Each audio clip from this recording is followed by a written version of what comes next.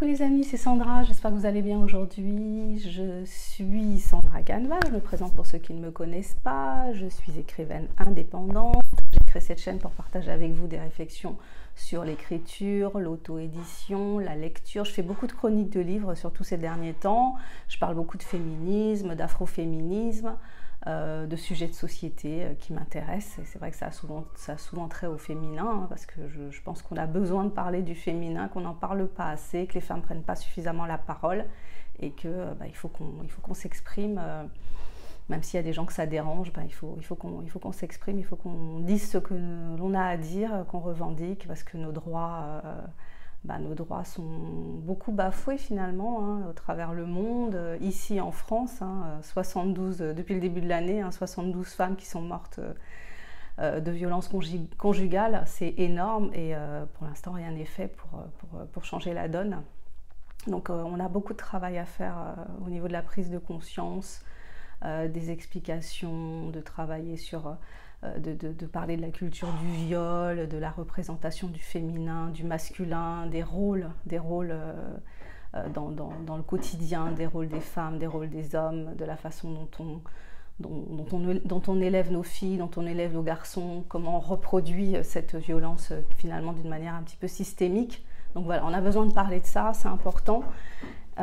Et aujourd'hui, moi, je vais vous parler d'un reportage que j'ai regardé, qui est passé sur Arte, ou qui va passer, je ne sais plus, parce que moi, je l'ai vu en avant-première, parce qu'ils l'ont mis sur Internet. Et ça s'appelle « Tu enfanteras dans la douleur ». « Tu enfanteras dans la douleur », c'est un reportage qui a été réalisé par Ovidie. Ovidie, c'est une jeune femme qui à une époque était actrice dans des films pornographiques et qui avait une vision très particulière de la pornographie, donc qui a réalisé des films en essayant de donner une place centrale au féminin, en fait, au plaisir de la femme, de justement mettre en avant le plaisir féminin, alors que normalement dans les films porno, les films porno sont faits pour un public masculin. La femme est souvent objet dans les films pornographiques et son plaisir, son désir sont pas vraiment mis en avant. Elle est plus là pour faire de la figuration que pour être mise en avant en tant que sujet. Donc voilà, elle a réalisé ce type de film porno et elle s'est mise à faire des documentaires, très intéressants pour lesquels elle a eu pas mal de prix. Et aujourd'hui, elle a fait ce documentaire qui s'appelle « Tu enfanteras dans la douleur », donc qui fait référence à ces propos qu'on trouve dans l'Ancien Testament, où Dieu dit à Ève, donc Ève qui vient d'inciter Adam à goûter aux fruits de l'arbre défendu, donc Dieu accable Ève en fait en lui disant que comme punition de ne pas avoir respecté ce qu'il avait demandé de respecter, elle enfantera dans la douleur, sa convoitise la poussera vers l'homme qui la dominera. Donc voilà, on est dans ça, on est dans ce truc de domination masculine, d'enfantement dans la douleur, parce que forcément on ne peut qu'enfanter dans la douleur. Et ce qu'elle explique, ce qu'on sait toute femme qui a accouché, c'est que les protocoles auxquels on doit se soumettre quand on accouche de manière conventionnelle dans un pays comme la France, ce sont des protocoles qui ne vont pas forcément nous aider à ne pas enfanter dans la douleur, contrairement à ce qu'on pourrait croire. Et donc c'est ça qu'elle explore dans ce documentaire. Ce documentaire, il est dur à regarder, il est difficile à regarder, ça fait mal, quoi. Ça prend aux tripes en fait, puisque ça a pas, c'est vrai que c'est le ventre qui est là, l'utérus, les entrailles, quoi, le fruit de mes entrailles, vous connaissez aussi cette expression. Ça commence par des témoignages, donc des témoignages qui font plus penser à des personnes qui sont en train de raconter des séances de torture, des séances de barbarie qu'elles auraient vécues. C'est vraiment atroce. Faut vraiment avoir le cœur bien accroché, préparer sa boîte de mouchoirs éventuellement si on est sensible, si on est très sensible, parce que des femmes décrivent comment s'est passé leur accouchement. Un accouchement qui a priori ne posait pas de problème particulier puisque la grossesse s'était bien passée, et puis on arrive au moment de l'accouchement. Voilà, donc raconte des césariennes, enfin une césarienne à vif, recousue également à vif. Une jeune femme qui raconte comment l'obstétricien a extrait avec des cuillères son enfant. Enfin bref, c'est très... bon, ça fait mal, quoi. Moi, je trouvais que ça faisait, quelque part, ça faisait mal au cœur. Ce qui est au centre du documentaire, c'est la notion de consentement, en fait. C'est-à-dire que quand on est... C'est marrant parce que c'est une notion qui revient souvent quand on parle du féminin. Et finalement, c'est assez étrange parce qu'on retrouve cette notion de consentement, de demander si on est d'accord pour. On la retrouve aussi bien dans l'aspect de la sexualité que dans l'aspect médical. C'est assez bizarre en fait, mais bon voilà, donc on retrouve ça, cette notion de consentement. Est-ce que vous êtes d'accord pour que j'avais fait une chronique d'un autre bouquin qui s'appelle Les Brutes en blanc de Martin Winkler, et où il parle, où moi j'ai découvert, donc je ne suis pas de prime jeunesse, et j'ai découvert que quand un médecin doit procéder sur vous à un acte médical, un acte médical invasif, il doit vous demander votre consentement. Et ça, je ne le savais pas. Voilà, donc quand on se retrouve en salle de travail et qu'un soignant doit faire, par exemple sur nous, une épisiotomie, il doit nous demander si oui ou non on est d'accord. Et ça, c'est rarement fait. Hein. Je pense que moi, on ne m'a pas demandé mon consentement. Et la majorité des femmes, on ne leur demande pas leur consentement. Donc la notion de consentement, elle est au centre. Est-ce que vous acceptez que je vous fasse un toucher vaginal? Est-ce que vous êtes d'accord pour que je vous fasse une épisiotomie? Est-ce que vous êtes d'accord pour tel acte? Est-ce que vous êtes d'accord? Voilà, donc ça remet vraiment l'accouchement en perspective. Surtout, ça remet en cause le protocole total de l'accouchement en fait. Et c'est vrai que voilà, on est dans un protocole qui ne respecte pas du tout la physiologie, hein, qui ne respecte pas justement la puissance féminine qu'on devrait avoir au moment d'un accouchement.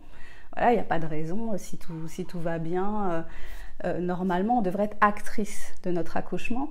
Et finalement, dans ce protocole, on n'est plus actrice, on est passive en fait, on n'est pas actrice, on est spectatrice quelque part, parce que quand on arrive dans la salle de travail, on nous allonge, on va nous faire cette piqûre pour la péridurale, donc qui va endormir le bas de notre corps, donc ça veut dire qu'on ne pourra plus bouger comme on ne pourra plus bouger. On aura une perfusion, on aura le monitoring. On se retrouve dans cette position qui est qui n'est pas du tout adaptée en fait pour accoucher spontanément. Si on doit accoucher, c'est pas dans cette posture-là qu'on va se mettre. Donc ça ne fait plus jouer la gravité qui est là justement pour nous aider. Je pense qu'il y a énormément de femmes qui, une fois qu'elles ont été, elles étaient en plein travail, elles sont arrivées à la maternité, on les a allongées, on leur a fait la péridurale et puis le travail finalement s'est ralenti. Parce que la posture, elle est pas là pour aider, elle est là pour contrôler en fait. Donc on se retrouve dans cette notion de contrôle où la femme n'est plus... elle est soumise en fait. On est autour d'elle, on s'agite autour d'elle, on attend que le travail se fasse, le travail qu'on a finalement ralenti, on attend qu'il se fasse. On la met dans une position qui fait qu'elle est accessible en quelque sorte à tous les acteurs qui tournent autour d'elle. Hein. Elle est accessible, son vagin est en open bar en quelque sorte, hein, puisque je ne sais pas combien de touchés vaginales on a au moment d'un accouchement, entre la sage-femme qui vient vérifier toutes les heures, entre l'interne de service qui passe, ou ceux qui sont formés et qui viennent se former au toucher vaginal, alors que bon, ça peut être vraiment très très très très désagréable. Hein. Enfin, c'est pas une partie de plaisir, un toucher vaginal, donc c'est vraiment quelque chose dans ce moment-là précis très désagréable. Pour un peu qu'on ait un obstétricien un peu sadique qui vous fasse un toucher vaginal juste au moment d'une contraction, ça c'est sympathique aussi. Donc voilà, donc le protocole en lui-même a quelque chose qui n'est pas adapté. Et en fait, dans le film, elle raconte un peu comment on en est arrivé, à ne plus respecter la nature des femmes en quelque sorte.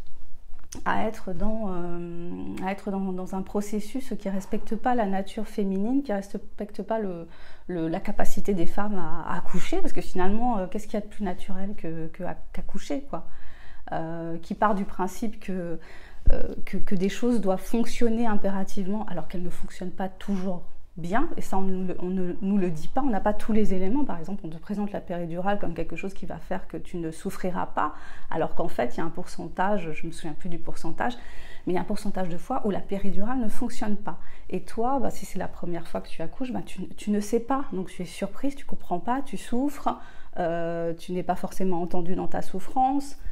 Donc on a aussi c'est une situation qui prête finalement à la violence obstétricale, à la violence gynécologique, parce que on se retrouve dans une posture où on peut difficilement réagir. En fait, c'est compliqué, quoi. En plus, il y a toute cette, le protocole est angoissant.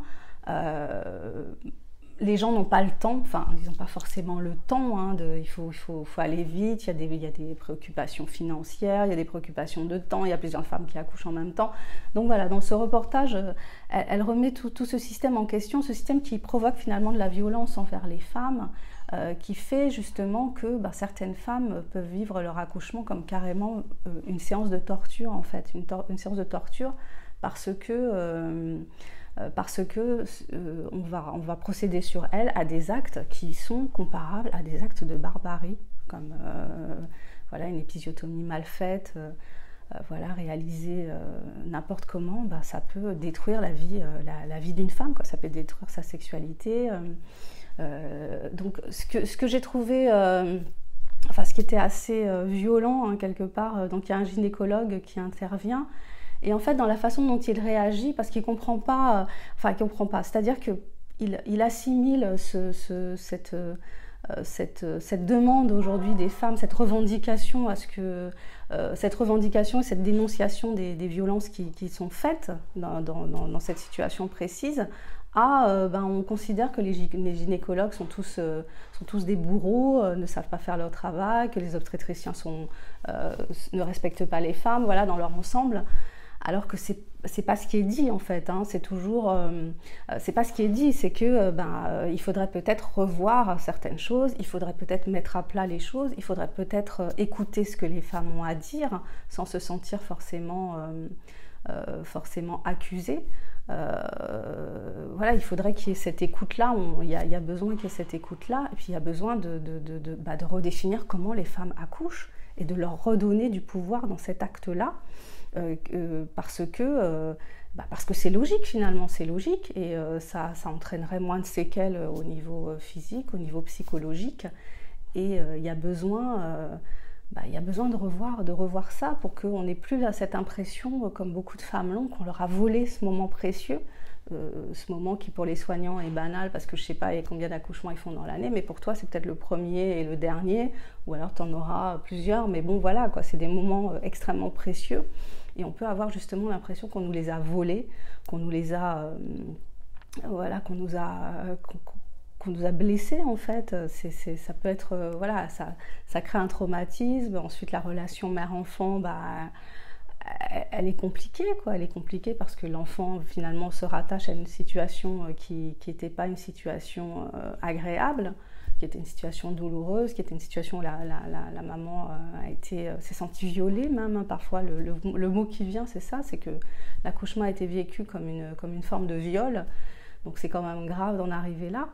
Et la chose aussi importante, j'en ai déjà parlé dans d'autres vidéos, c'est que finalement, ce moment qui est relié directement au féminin, il a été accaparé par le masculin.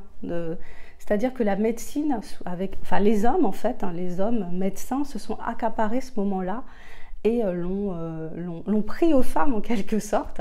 C'est-à-dire que c'est le médecin qui dirige en fait l'accouchement, alors que l'accouchement c'est quelque chose, comme je disais, de naturel. Les étapes se font progressivement au rythme de la mère. Il n'y a pas de finalement dans cette idée que il faudrait déclencher à tel moment, si c'est pas déclenché à telle heure, on le fait, on le déclenche. Enfin voilà, cette hyper médicalisation, je sais pas, le médecin qui te dit je dois partir en vacances à telle heure, donc il faut qu'elle ait accouché à telle heure.